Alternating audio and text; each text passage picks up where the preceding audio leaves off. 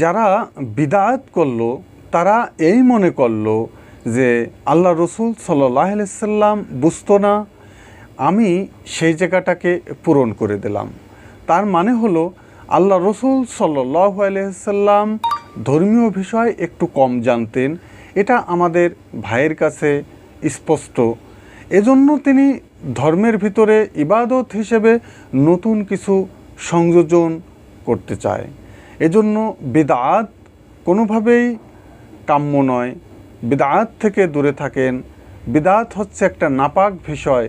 বিদআত করলে মানুষের হিদায়েত জ্ঞান থাকে না। বিদআত যদি আমরা ইবাদত হিসেবে করি তাহলে এই বিদআত আমাদেরকে জাহান্নামে নিয়ে যাবে। আল্লাহ রসুল সাল্লাল্লাহু আলাইহি সাল্লাম বলেছেন, কেউ যদি এমন কথা আরোপ করে যে কথা আমি বলি নাই, তাহলে তার থাকার জায়গা জাহান্নাম।